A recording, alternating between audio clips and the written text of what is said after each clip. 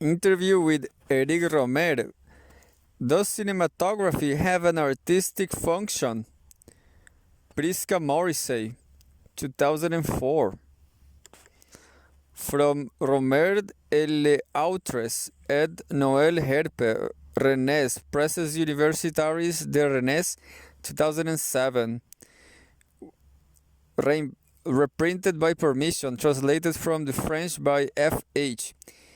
In this interview, Eric Rohmer discusses his ideas concerning the collaboration between the director and his cinematographer, considering the question of who authors the image and his long collaboration with Nestor Almendros, his work with Renato Berta and Diane Baratier.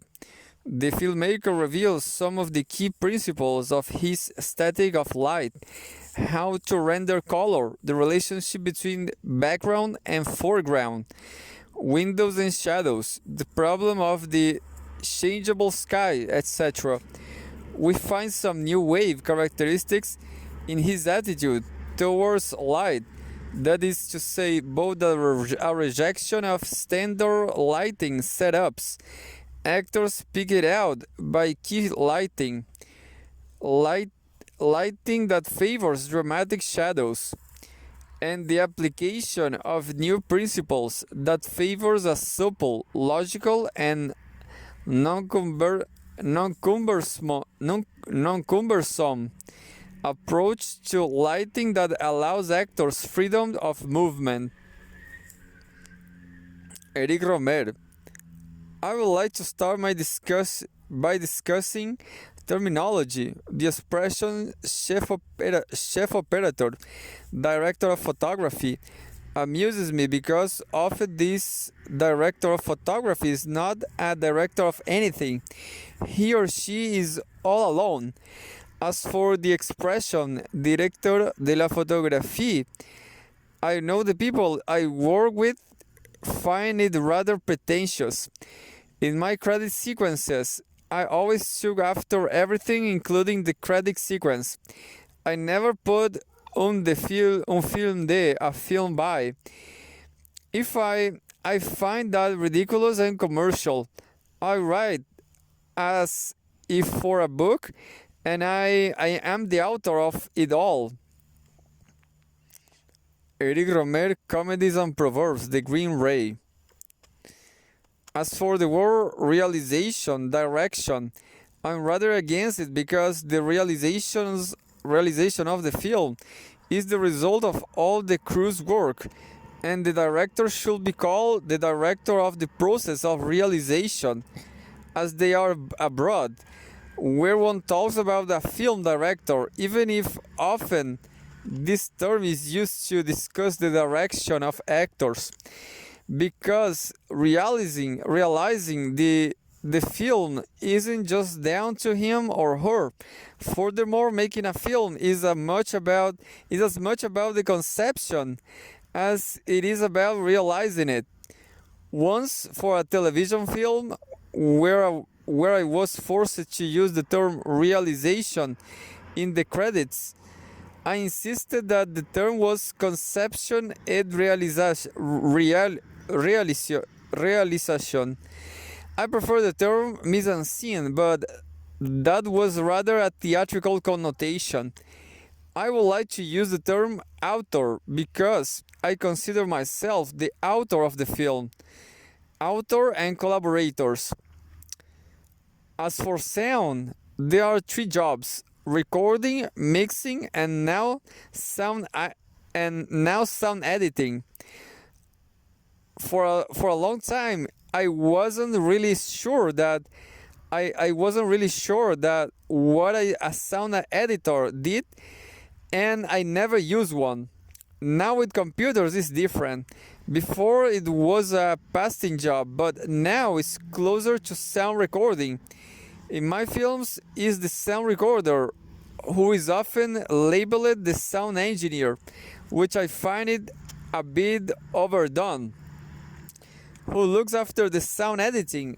So to summarize, for the image, I won't use director de photo or chief operator, as that doesn't mean anything to me other than in certain very precise cases. I prefer to say camera operator in the credit sequence. In the credit sequence, I could put camera operator, but I use the term image. It's prettier. So in the credit sequence for photography, I put image and so on, so and so. Finally, the question that was asked at first, and it's a more delicate question than you might think, is does cinematography have an artistic function? It's obvious that it's technically challenging, but it's also artistic in a way, as are other jobs in the crew. Actor, set decorator, musician, all these roles are artistic. On the other hand, electricians and technical crew, because they don't act alone but are managed by director of photography, assume purely technical roles. They are often called workers. For me, they are the pure technicians. As for me, I often ask myself, particularly concerning the areas where I make the decisions, about the relationship that exists between my work and that of my cinematographers, sound recorders, set decorators, and to a certain extent musicians. Personally, being very egocentric, even while I respect the people who work for me, I don't give them complete freedom. And that's only possible because my crew is very small.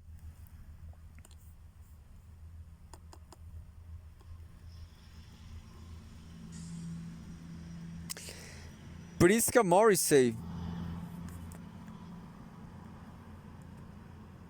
But it seems that in some of your films, such as in The Green Ray, you gave a wide margin of maneuver to your director of photography.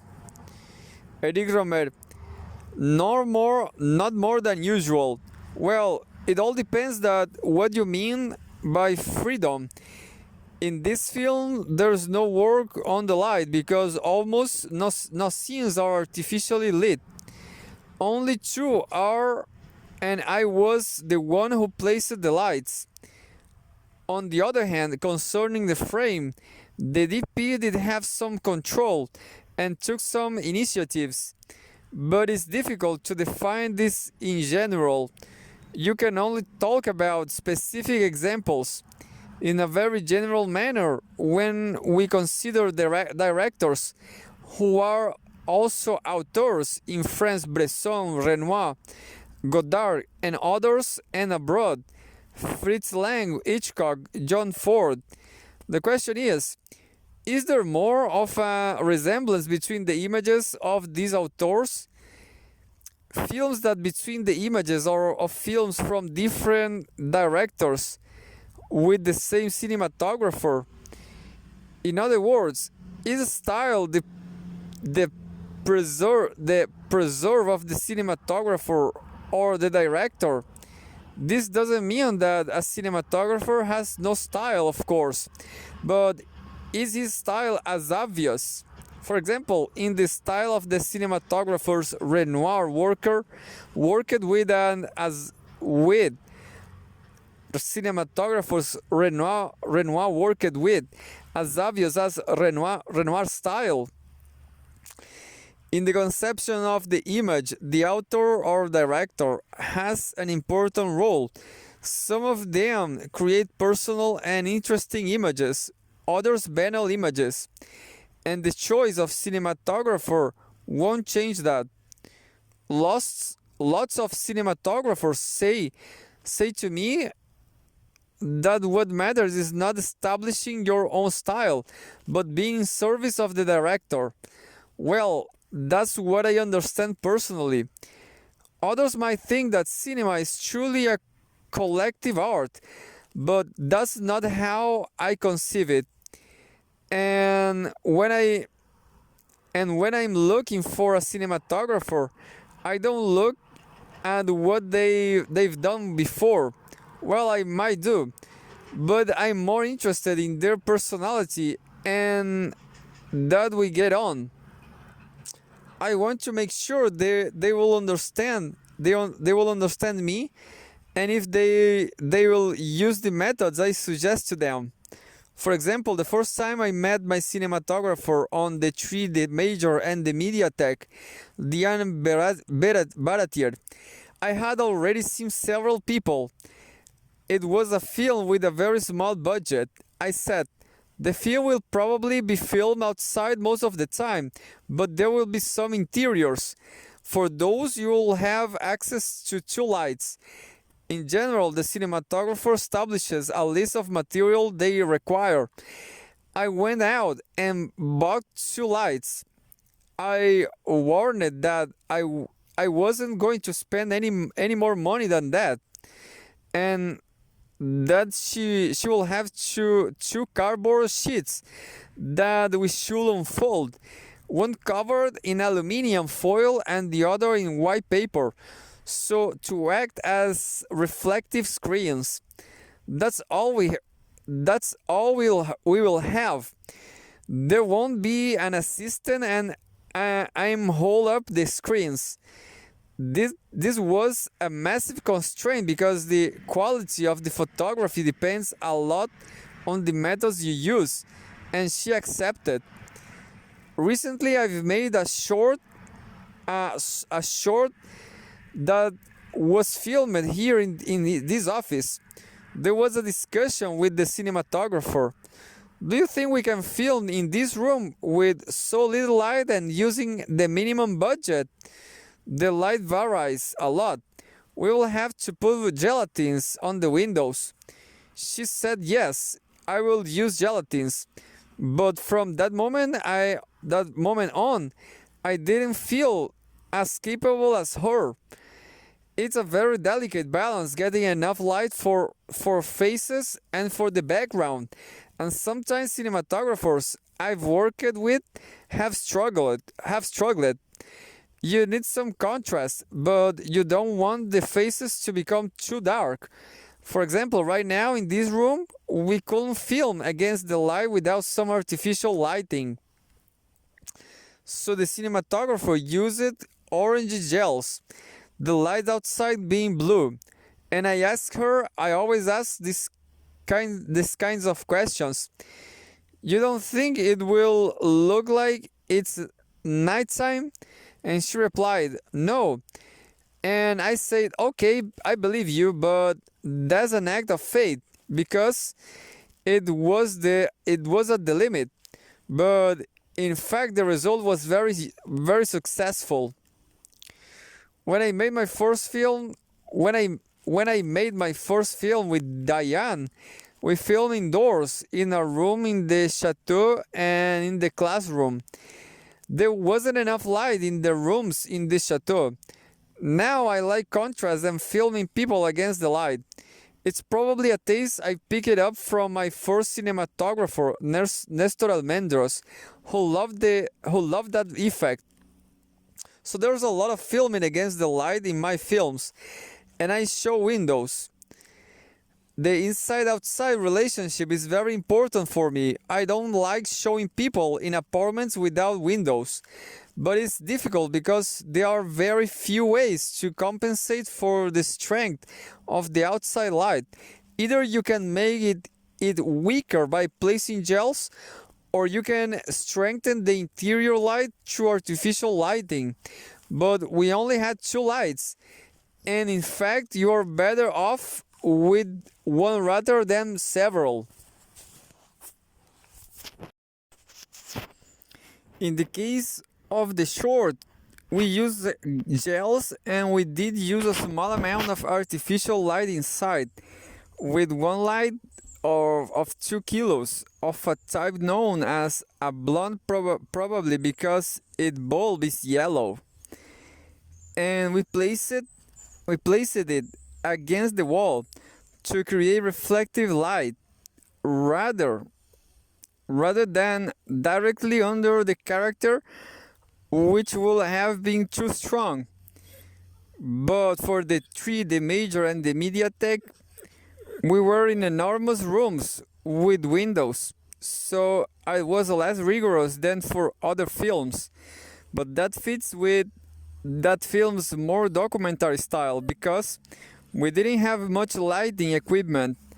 I didn't film people in front of windows. People don't realize, but I showed the windows in editing. So from time to time, I will see a shot of a window that doesn't have anything in front of it. But because it's shown very quickly as a kind of establishing shot, it works.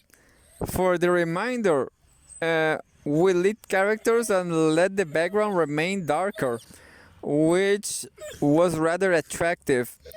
If we had wanted to show people as you are now, sat in front of a window, we will have needed a lot more light.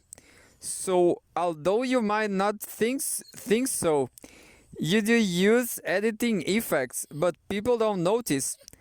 At that time, my cinematographer had previously only worked as an assistant and hadn't made any films else herself. She listened to what I said to her.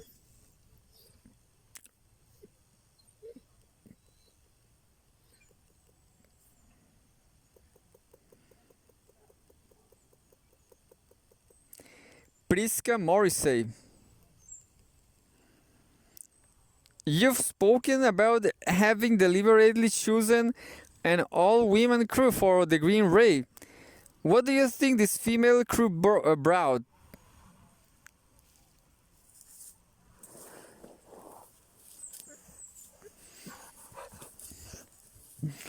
Eric Rohmer, in the Green Ray, you told me that I have more freedom to my cinematographer. These are films that one could manage to make alone. As for example, Claudine Nogaret's husband, Robert Depardon, has done. But for a fiction film with actors, that will seem difficult to me. And then physically, I can't do all the jobs. Some directors take care of shots composition themselves. Personally, I can do this as an amateur, but not as a professional. It's not my habit, apart from in small personal films that I make in Super 9 or in Super 8 or 16 millimeters. Vermeer, Montfaucon, for example. I organized the composition myself, but that was a very light crew, with just one camera and a stand. As for sound, I really don't have the strength. You can look after image and sound at the same time, unless you have sound that looks after itself through radio microphones. For example, I've never been able to hold a boom. It's very tiring. You have to be relaxed, and I just don't have that attitude. And you have to have a pretty remarkable sense of where the frame is. I really admire boom operators who just know they have to hold the boom 2 centimeters bigger. I can never tell. For the Green Ray, I told Claudine Nogaret that I didn't have anyone to the cinematography, and she introduced me to Sophie Maintingeno, who didn't know. As for lighting, there wasn't really a problem. I had 2 bulbs and a slightly stronger 800-watt tube and my reflective sheets. We understood each other really well.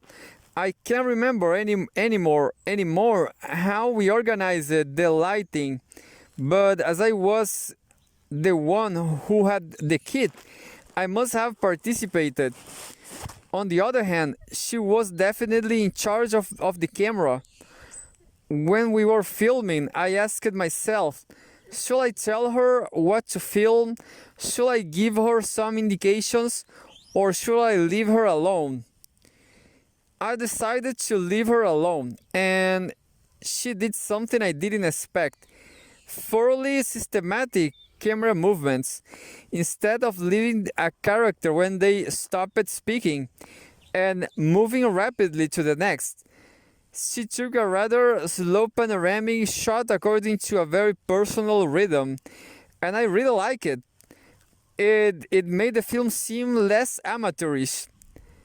Instead of moving too quickly from one character to the next, she used both traveling shots and a front and back zoom. I only intervened once, which was rather risky, but it worked. It's the scene where Marie Riviere is talking to the two boys and the Swedish girl. I I could see that Mary was starting to cry, while Sophie was pulling back with the zoom. I can't remember how I did it. I didn't want to disturb her. Did I make a sign? Did I tap her on the shoulder?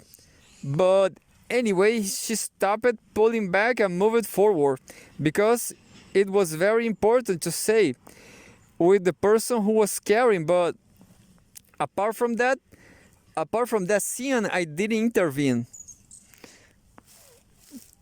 Sophie was very at ease with zooms and traveling shots.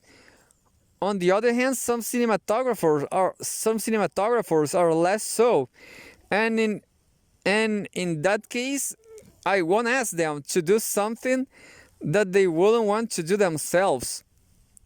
In fact, the whole question of human relations is very important in all of things. In all of this, you have to understand the person in the same way that the cinematographer has to understand the needs of the director.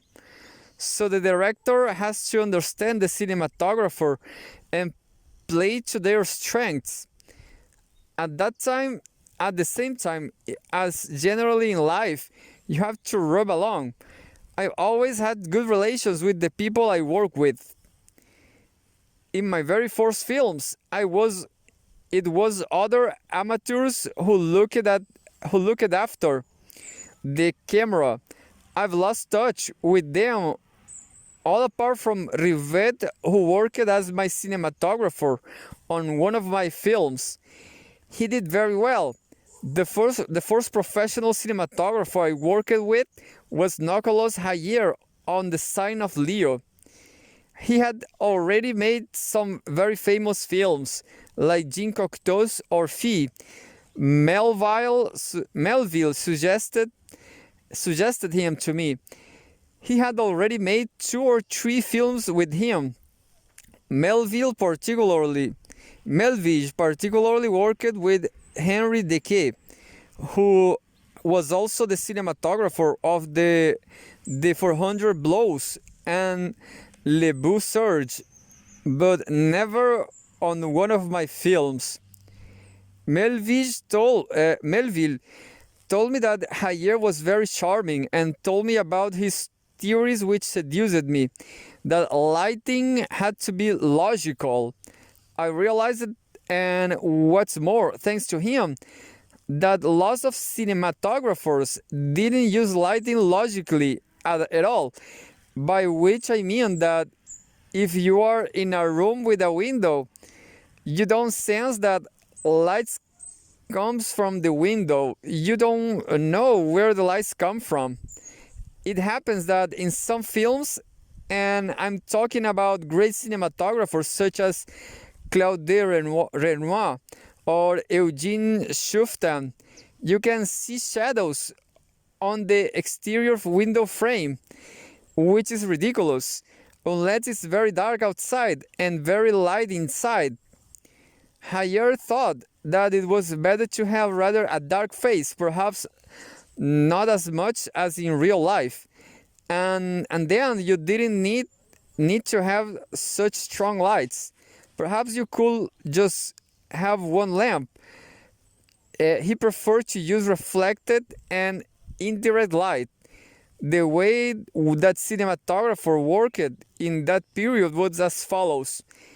I light from the ceiling with lots of projectors, and I find a pad in which the actor is really well lit. The cinematographer had to know that the actor was going to do, and will pick them out in a brightly lit pad, to the extent that a good film actor will be aware of this light.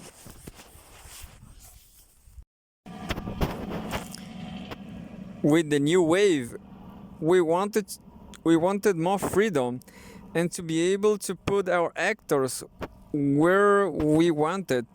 So we wanted a much more diffuse and reflected light. For exteriors, higher used reflectors for sunlight or electronic light, which were great sheets of zinc. These are things that people notice in the street. You can't make a documentary style film with these tools, but he liked that kind of light. Priska, Morrissey. I imagine that it was your taste for the cinematography in Melville's films that made you want to work with him. Eric Rohmer. Yes, I like it too. I like the look of Melville's films, and I found higher cinematography remarkable. In particular, his blacks were beautiful, and at that time, films had a grayish quality I didn't like. Even if he worked with reflective lights and didn't use many lamps, Higher created a slightly hard image that returns to cinema's sources.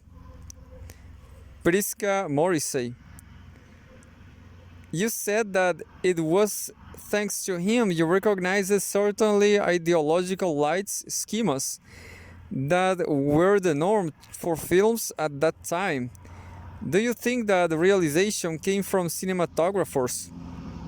Eric Rohmer. It came from the cinematographers, but I think the directors were responsible too. Well, I know that that is to say Rivet, Godard, and myself, Truffaut perhaps a little less, discussed these questions a lot. The big issue was especially shooting against the light. We thought that French cinema looked too smooth and flat, and that it didn't reflect reality. Godard liked images with very strong shadows. He's continued in that vein. Didn't we influence our cinematographers? I think Melville was important for that. He interfered with a lot of things, and he must have influenced people like Decae, who was the first to make films in that style, with Chabrol and Truffaut. Then that was also the case with Raoul Coulthard, who didn't really share Godard's ideas. Godard pushed him a bit and forced him to take images that cinematographers at the time said were impossible. In particular, he made him film Belmondo. He made him film Belmondo passing in front of a window, which made him appear completely dark or absorbed by the light. What did Godard do? In editing, he cut the shot in the middle, and he invented the freedom of cutting mid-shot. We had already noticed all this, but without doubt, Nestor Almendros developed them. he only lit indirectly with limited means, small pieces of paper that he put in front of the projector, as in my night at Mods. And in the end, his images weren't very different from Hayer's, softer and more diffuse, but with some sharpness. Ayer said, "Actresses don't like me because my lighting doesn't flatter them. It's a logical light that isn't arranged to suit skin and faces. As far as the relationship between actors and Almendros, it's rather difficult to describe. I remember when we were filming Paulina at the beach, he said, I like filming with you because you film with beautiful people. I replied, but you have worked in America with the biggest American stars. But he thought that their skin wasn't beautiful. They had to be made up. And he didn't like makeup at all. Hayers didn't like it, nor did Nestor. In all the films I made with Nestor, there was never any makeup. And I realized that with other cinematographers, I was more or less obliged to use some makeup. If not, they feel ill at ease. But I prefer to go without. And I think the lack of makeup gives my films a truth which it felt by the viewer, even if he or she doesn't consciously realize it. I saw Summer's Tale again the other day. There's no makeup, and you can tell. Whereas in a lot of films, there's a makeup and it's artificial and cinematic. Priska, Morrissey, do you photo do you do photographic tests with your actors? Eric Rohmer, I don't use much technical equipment and I tend to throw myself into filming as well. But I always use people with beautiful skin. That's my that's why they don't need makeup. Another thing which matters to me, which isn't strictly speaking part of cinematography but which is also linked, is what you call the presence of the actors. The presence of the actors. Some actors are transparent. They don't they don't they don't impress themselves on the image. Others are photogenic, not when they are immobile but in movement. I call that presence. It's a term which comes from the theater. So the tests I use are always amateur, with me in charge of the cinematography. I know that once or twice I photographed actors and being disappointed because I've been less good than they are in reality. But I tend to just sense these things. When I see someone in my office, I can tell how they will be in front of the camera, in particular through their gestures. I notice if they have beautiful gestures or not, if they are a bit stiff. After I photograph it, I will do screen tests sometime as well, but often just with a small amateur camera outdoors.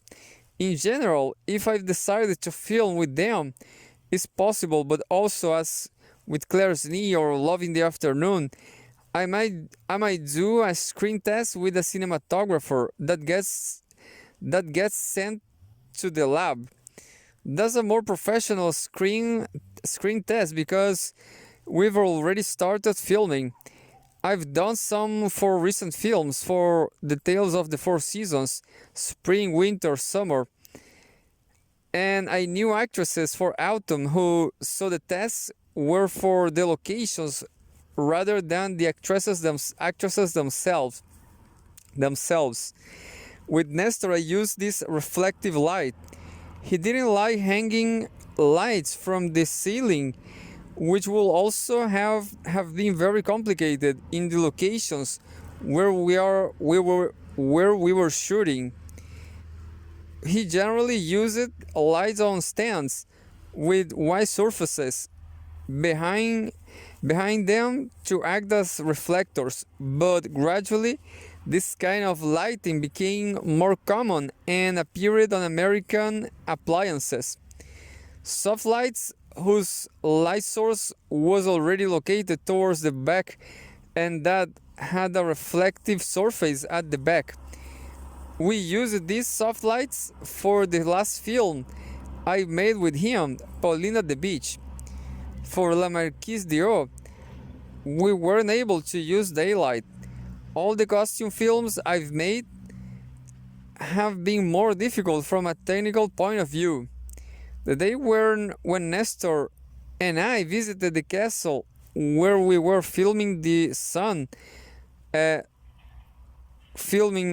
shone through the window, and he said, "This light is magnificent. We won't need artificial light." But I replied, "Yes, but at the moment it's 1 or 2 in the afternoon. By 3 o'clock the sun will have gone." He said, "Well, we must light from the outside." And so from that moment on, I decided to construct some scaffolding. We were on the ground floor, but the garden was lower than the core, and we were filming towards the garden. So we used this scaffolding to light through, having lights from outside the windows. Some days we used gels, and sometimes we didn't. I can really remember now how it all worked. As for Percival, I was a bit disconcerted. We shot in an old-fashioned studio where the lights came from the ceiling, and you needed to use gangways that were also very high up to get to them. We needed a horde of electricians, and these lights only lit small areas. There was an electrical arc.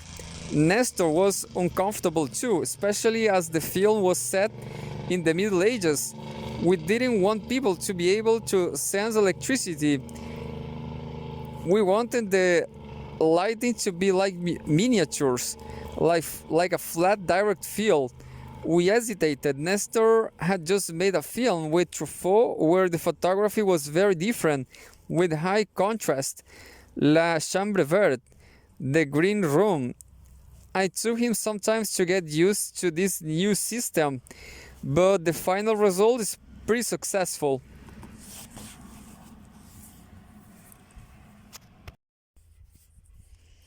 For The Lady and the Duke, Diana also used a team of electricians and had to light from above. But today it is a lot simpler than it used to be. There was a gangway, but only for the very back of outdoor style shots. In Triple Agent there was less light, but it still mainly came from above. I have to say that when the lighting works like this, I don't look after everything. The only instruction I give is to keep the light fairly diffuse and to avoid shadows. But how you achieve that, I don't know. And I'm impatient, and I don't like it when it takes a long time to set up the lighting. I get bored.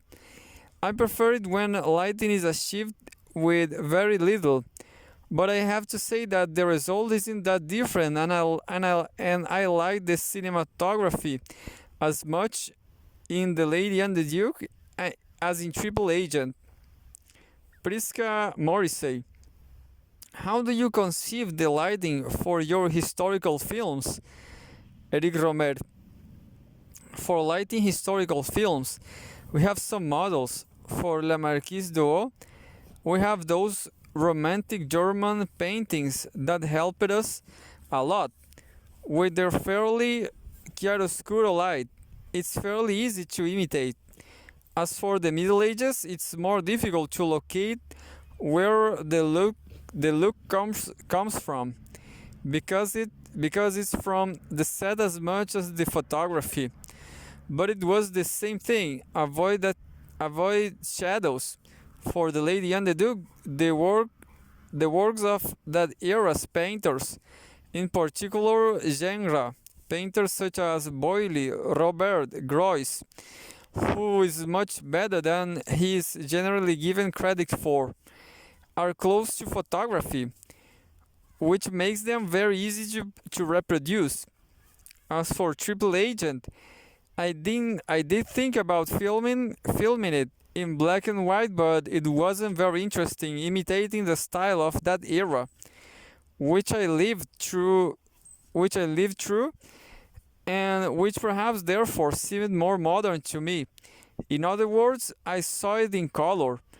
Having black and white photography seemed primitive to me, and it added nothing. I thought it was better to make the film in color. The contrast between the color images and the archive footage, instead of being shocking, would be interesting. It will give the image a certain dynamism, a sort of variety.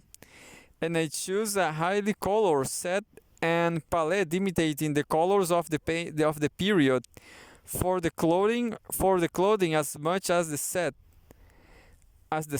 I realized it. When a bit later I went to the Vuillard exhibition. A painter I know of but hadn't thought about, that there was a certain link between the feel of my film and his paintings. But in this film, I didn't have any particular ambition for the photography. Priska, Morrissey. Did the idea of inspiring yourself from photographs from the period with their multiple shadows and beams of light cross your mind? Eric Rohmer. No, I didn't attempt this. It would be very difficult, if not impossible, nowadays, because the film stock has changed. Precisely because photography already existed then, it was important not to try and imitate it. Whereas painting, to see a scene from the 18th century in black and white, it's a feeling that I have. I am from the era of color and not black and white. I know that a lot of filmmakers love it black and white, but I've always been attracted to color from the start. Even if I made certain films in black and white, such as my Night at Mods, first of all, at that time we were just leaving black and white behind. I had a lot of the ideas about that. I had a lot of ideas about that, and talking about Nestor, and talking about them with Nestor. Secondly, color film stock wasn't that sensitive, and as I wanted to film at night, I thought it would be better in black and white. Thirdly, I don't know, I just saw it in black and white. I saw that the Clermont-Ferrand, where the houses are black, would be more beautiful in black and white, and it will have bothered me to see red traffic signs and red traffic lights in the middle of all black, of all that black. And then there was the theme of snow. I had to struggle for it because one of my producers, Pierre Braunberger, really wanted us to film in color. I resisted, and it was one of my most commercially successful films. On the other hand, La Collectionneuse, which I made beforehand, could only ever have existed in color. In my netted modes, the idea of placing light sources into the frame came from me. First of all, because a lot happened in the evening, and putting light in the frame give it more life and made it more interesting. I had thought about shoving light sources in the girl from the Monsieur Bakery and Suzanne's career. I like the contrast that creates, and I like windows. Priska Morrissey. You haven't said if having if having an all-female crew creates a particular responsibility. Eric Romer. I don't know. I might have said that at one time. With Diane, it's a little by chance. My editor knew my editor knew Diane's mother, who made documentaries and spoke to her about her daughter. Before, I had worked with Nestor, Bernard Lutig, and Renato Berta, who is an excellent cinematographer and who makes beautiful images. But he's more traditional. He likes people wearing makeup. He lights from above, which means you notice his photography. It's different from my other films. On the other hand, Luc Pages, I worked with next, suggested different methods from those Nestor used but which came back to nearly the same thing. His soft light was obtained from using neon tubes. That means using rather cumbersome equipment. The light wasn't very warm, the source was very close to people, whereas Nestor would have placed projectors against the wall at a certain distance. Priska Morrissey. Did he place projectors towards the ceiling? Eric Romer. No, very rarely, because he didn't like that look. He was right as well. Light shouldn't come from above. That was that that was what he criticized in traditional lighting. It creates shadows. He preferred lower lighting, about 2 or 2 mm 50. Priska Morrissey. Where the working methods uh, is different in Berta as well. Uh, were the working methods as different with Berta as well. We talked in an article about how lighting was built up step by step from suggestions and disagreements. Eric Romer. I remember that once I thought about what Nestor would have done in his place. He was bothered by a fairly low ceiling because he wanted to place his lamp fairly high. He lit by pointing objects, and I wasn't always happy with that. So yes, he had discussions. We had discussions. I trusted Nestor more. That was for compositions as well as lighting. Nestor didn't work with anyone else for shot composition, nor did Berta, but with Berta, I told him, I don't want the crew to talk to the actors, to tell them, put your hand there. The actor was to be completely free. He mustn't think about all that. I was very firm about that. As soon as he began to talk to the actors, I said, no, we have to find another solution. Anyway, the actor will place his hand in a certain way is rehearsal, and then change it. You can't organize the shot lighting from that point of view. There's a funny story about that. When we were filming La Marquise d'O, Nestor saw a small bit of elbow in the frame and said to Eddie Clever, "If you could move yourself a bit, we won't see you. We won't see you, and it will be very beautiful." And she replied, "Well, maybe I will just remove myself from the film entirely, and then it will be even more beautiful."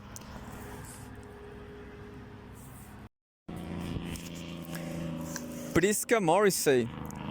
How did you meet Renato Berta? How did you meet Renato Berta?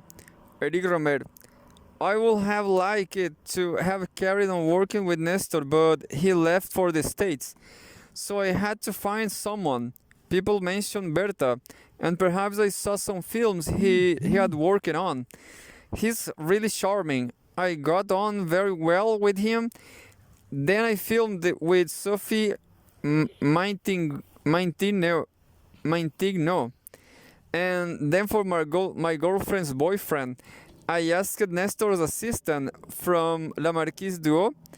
I discussed it a bit with her, and I realized that she didn't think at all about cinematography the way Nestor and I did.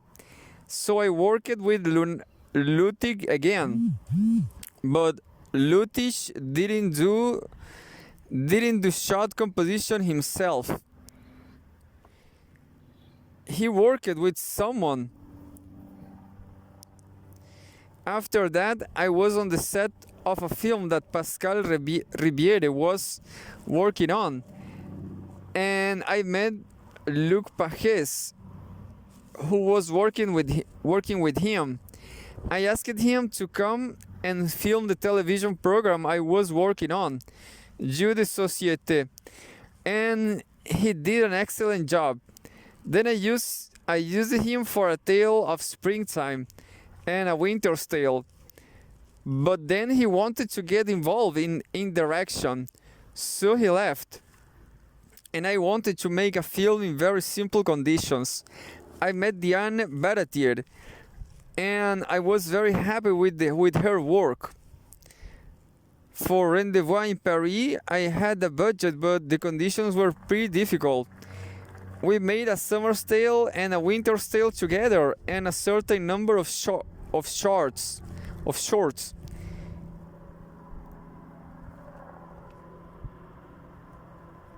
She was excellent. She was made quite a few films. She even managed the historical films really well, although she really wasn't used to that kind of production. Priska Morrissey. In an interview, you explained that you rarely use close-ups because you don't like having a two-camera setup, but you can insert a close-up when you only have one. You have one camera. When you only have one camera,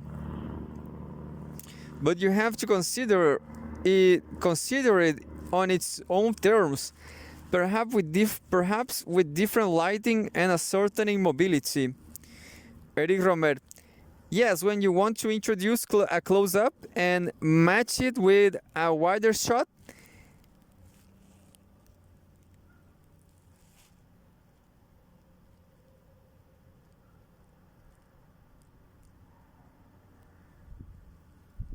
A wider shot, you have to make your close-up as still as possible to help continuity.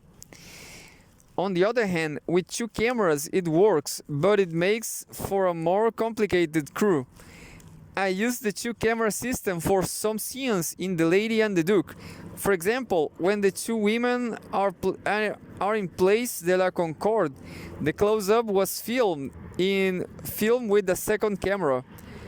We matched it in with the background and the extremely agitated nature of the scene. Priska Morrissey. Thus giving your actors more freedom means as a matter of course you have a less meticulous and constructed lighting arrangement.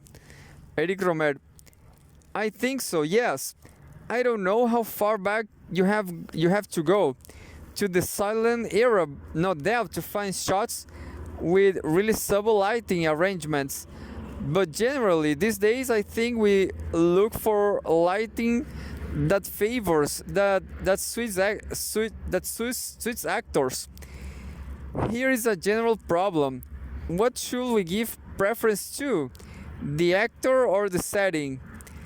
There are certain people like Jair Almendros or Berta who, while he was very different from Nestor, still had this taste for logical lighting, who don't necessarily favor the actor. There are also those who like using short focal lengths, which doesn't really suit people very well. But in contrast to general thinking on this point, people aren't always flattered by longer local lengths either. Some people switch short local lengths. It's quite strange. For example, Heidi Palitov and Charlotte Very are often better shot in closer focus, not too close, than the longer lengths, which washed them out. So I don't have any remorse about using short focal lengths. In contemporary films, the camera is often very close to the actors. The camera moves all the time and the mise-en-scene disappears. I prefer to show the relationship between the setting and the characters. Priska Morrissey, do you prefer your cinematographer to organize shot composition too? Eric Rohmer, these are two activities which can be distinct or undertaken by the same person. If it's the same person, there are advantages. The cinematographer has a global vision of the image. There's a unity, but is also very difficult. He has to work all the time and doesn't have a moment's rest. Whereas if you are just looking after framing, you have time to breathe. While the director of photography sets up his lighting, Nestor or Diane just didn't stop working. Diane's always behind the camera. Framing is exhausting and demands an extraordinary level of attention. Priska Morrissey, is the cinematographer present when you are choosing the props and the costumes? Do they at least give a technical opinion on how the colors will photograph?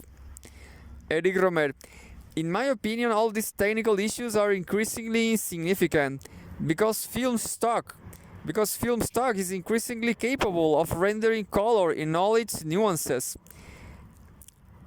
At the time of black and white cinema, the transcription of color was unreliable. For example, with orthochromatic film, the red was very dark and the blue very light. Then there was panchromatic film where the green was very dirty. When you were filming landscapes, you had to use filters to overcome that horrible green. When I made films in black and white, I banished the color green. For my night at mods, I dressed my actors in black and white clothing. Even if we had film in color, the film would have been black and white. The white was too white as well. We had to soften it. Even in La Marquise von O, Nestor tinted the white linen by soaking it in tea. Nowadays, white photographs much better. We use white with impunity in my later films. I could never have used this green sofa in a black and white film. It would have looked dark and ugly. For Percival, there was no consultation between Nestor and the set designer. They didn't meet. the set designer had some really interesting ideas, but he wasn't very communicative. He didn't really speak about them. It was very strange. At the time, Nestor used to say, for the cinematography, the choice of costume is more important than the lighting. He really thought it was important. I often ask the cinematographer what he or she think of such and such a color, but for the overall palette in general, the choice of the type of color, I have very specific ideas, especially in my contemporary films. For example, The Aviator's Wife, I found it on the trio blue, green, yellow. The green came because Marie Riviere's room had green wallpaper. The person who lent it to me said, "But this wallpaper is dreadful." But I found, on the contrary, that this green was very photogenic, and there was all the green of the Buttes Chaumont. The other young girl had a light blue jumper and worked very well with all this green. And she had a mac with a yellow lining, and a little yellow appeared from time to time. And then there was a homeopathic dose of red. She wore a small red necklace. All these colors were chosen by me. At the same time, in the period when we're filming My Girlfriend's Boyfriend, very bright colors were in fashion, oranges and greens, and the actors were dressing in those colors, which worked very well with Newtown. In The Green Ray, Marie Riviere wore a red jacket, which gave a certain unity to this documentary style film, and contrasted with the colors of the sea. In the same way, in A Good Marriage, we find autumnal tints, faded pinks and browns, whereas in Full Moon in Paris, there are very lively colors again, and on the wall a reproduction of a painting by Mondrian with primary colors, reds, blues, greens. These are issues I find very interesting. For historical films, on the other hand, I don't work alone. I have a set designer and a costume supervisor. I have to say that often the costume designer is more important than the set designer, because costumes take up more room in the image, and sometimes the costume designer has more ideas. In La Marquise d'O, there wasn't a set designer. Well, I fell out with him because he had stupid ideas that didn't make any sense. He had no idea of the style of the period, which was very serious. On the other hand, the costume designer, Moidel Bickel, helped me find the curtains for the set. It was a very plain design. We put paintings from the period on the wall, which covered the empty surfaces. And she had some really good ideas for the curtains. In The Lady and the Duke, everything began with the costumes. The set decorator chose the colors of the walls from the colors of the clothing. That had to suit the actors and be in colors from the period. But the costume was forced. On the other hand, in Triple Agent, the same person chose the costumes and organized the set, and the costumes were designed to suit the wallpaper. Things weren't that awkward because for each period there is a synthesis between decor and costume. This time as well, I made certain choices. The costume designer suggested colors I didn't like, and so I chose different ones and suited the actress better as well. For me, film has a realist basis. You mustn't be able to set the artifice. Colors mustn't appear too harmonious and decorative as they can at the theater. On the contrary, there should be some dissonance. Colors that don't go with others, especially when you are filming on the street. So you have to be quite modest. Sometimes ideas have come to me from painters. For example, in Pauline at the beach, there is a reference to Matisse, but that came to me when everything was in place. I was walking past a shop which sold reproductions of paintings. I saw Matisse reproduction and I said to myself, hey, someone today at the seaside could wear those colors, and we choose those colors. Another example, Pascal Gregory would like to have been in black, and I refused it. I thought we should eliminate black. So I suggest that he wore the strip sailor top, which worked really well with the idea of the sea and the atmosphere of the film. So I took some time choosing the colors. In A Tale of Springtime, it was the fashion at the time, but it suited the film. All the girls had corsages with flowers. It was an unusual choice for me, but there I did it systematically. In A Winter's Tale, people wear drab colors, brown and chestnut,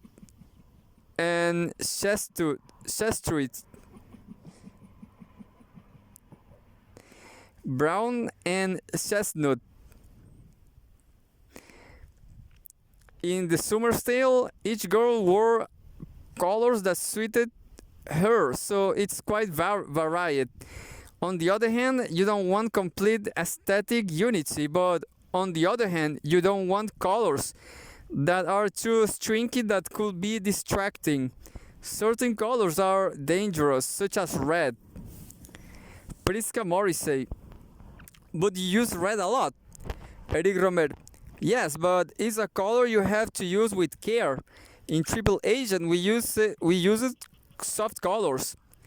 These are easy colors that work well together, that won't distract the audience. It's more complicated when we weren't in Paris and we wanted flowers. I was a bit upset not to be able to choose them myself, and my props buyers bought them in a color I didn't like, and the flowers were very important. They were reddish orange.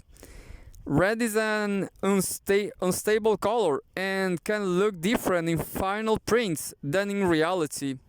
So you have to be careful. There's a certain moment in the film when you can see with white flowers on the terrace, and I really like that. Then there are these red flowers, and I did use them, but slightly against my own will. I don't really like them. I think they are violent for the scene. I would have preferred white flowers. In general, I don't use prop buyers. In the cinema, every item is essential, so you need to have a props buyer who will create items to order. But for flowers, you can know in advance. In Love in the Afternoon, I had a props buyer, and I asked him to find me a green shower curtain. It was a film with a lot of green. He brought back a shower curtain that was a really violent green. What did I do? I got up a bit earlier the next morning. I went to BHV, a French department store which specialized in homeware. Translator's note: yes, all the greens were ugly, but I found a translucent shower curtain, and I thought that was fine. So I took it. If someone's carrying out your request, They will never pick out translucent rather than green. But I know what I want, and I can't change my mind. Similar things happen with the choice of sofa. I wanted to put some material over a sofa that was really ugly, but I couldn't find the fabric. So instead of a beige, I finally opted for a blue or a gray that worked. That's why you have to look after everything. It's when you delegate that it becomes complicated. In Aviator's Wife, I put an aquarium in the bedroom. I wanted some goldfish. Someone who worked in the office at the Film du Lausanne offered to go and buy one, and he brought back the wrong color. It was too pale. I wanted a really red fish, but I didn't have the time to go out and buy one. Priska Morrissey, you are also very reliant on the weather. Talking about working in studios, you said, I prefer to struggle with the weather and take my time. Eric Rohmer, yes, I might well have said that. But at the moment I'm working in a studio, it depends on different periods of my life and my films. There are of course enormous contingencies when you work outside, but that doesn't bother me. If I had been Marcel Carné, I asked what I would have done. Carné was preparing a film just after the war that Anogaime was slated to star in. He went to Belle-Île, and the weather was terrible, and the film wasn't made. At that time, in black and white, perhaps I would have been very pleasant, but I think that today, in color, it will be possible to film in the midst, and perhaps it will have added something.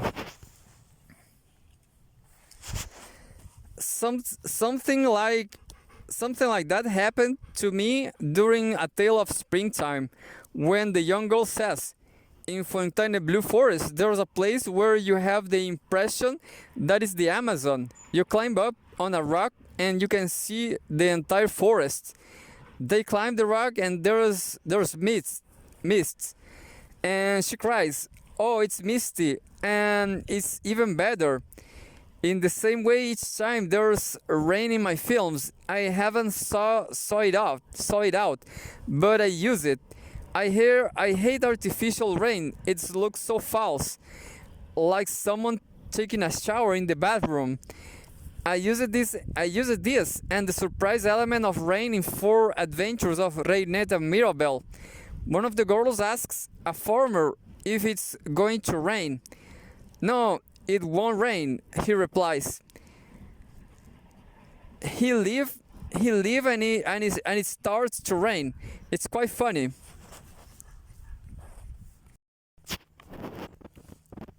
In The Aviator's Wife, it's the same. We had just finished filming, or perhaps having lunch. And anyway, the sky clouded over. I said, we are going to film in the rain. And we managed to get the rain just as it was starting. And it was really successful.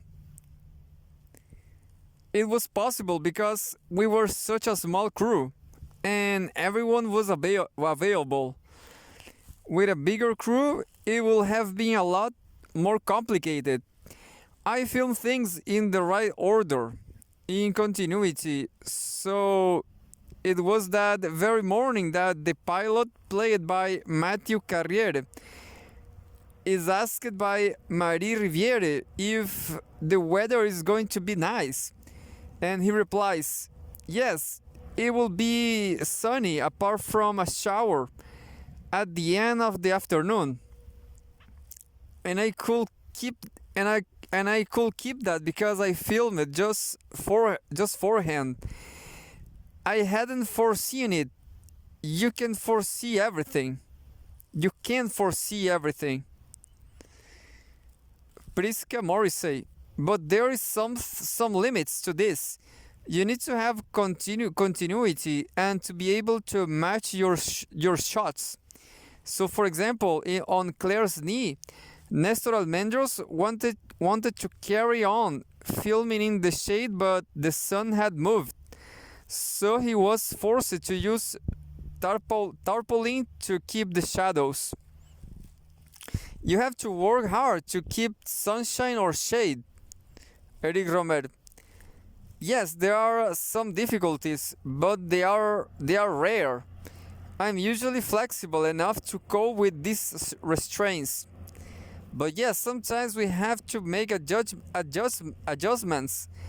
I remember a scene in Love in the Afternoon in a cafe when the sun arrived.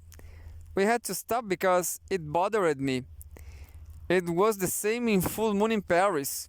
We were filming in the winter, and winter sun can be very strong. It shone into the apartment and we had to stop. In fact, sun is more troublesome than gray weather, both indoors and outdoors. Imagine filming today. If there were no clouds, it will completely change the lighting. The gray background will suddenly become luminous. Priska Morrissey. At what stage in the film production process do you decide on your cinematographer? Eric Rohmer. Relatively late. Cinematographers are never free anyway. They are always busy. Sometimes I will do some pre-production work with a camera photographer. It depends on the film. For the comedies on Proverbs, I went by myself with the actors to the locations where we supposed to be filming with an 8mm camera. And then I showed that I've done to the cinematographer. For A Winter's Tale, I had a non-digital video camera. I made a few small tests, but the cinematographer was with me. For A Summer's Tale, I went to Brittany with Diane. For Triple Agent, I shot everything in the office and in Charlotte Berry's apartment because the apartment in the film is hers. Then I showed Diane my locations on video. She really liked the editing, the way in which it was filmed. I rehearsed everything with the actors. As for La Cambrure, I wasn't there half the time. I was ill. It's the only time that's happened to me. But I gave Diane my tests and the results of the location scouting, and she followed exactly what I done. Priska Morrissey. At the start of our conversation, you told me that you sometimes place the lights yourself. Eric Rohmer.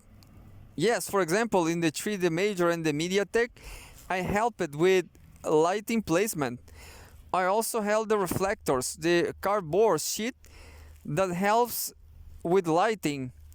It's usually for the film on Super 8 or 16mm that I will place the lights.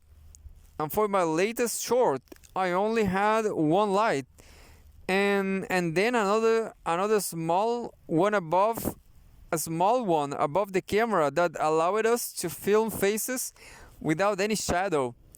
However, the cinematographer must be able to look after all that themselves. It's his or her work, and they will do it better than me. For purely technical work, it's very rare for me to intervene. I have some idea about what needs to be done, but I only interfere in very particular situations.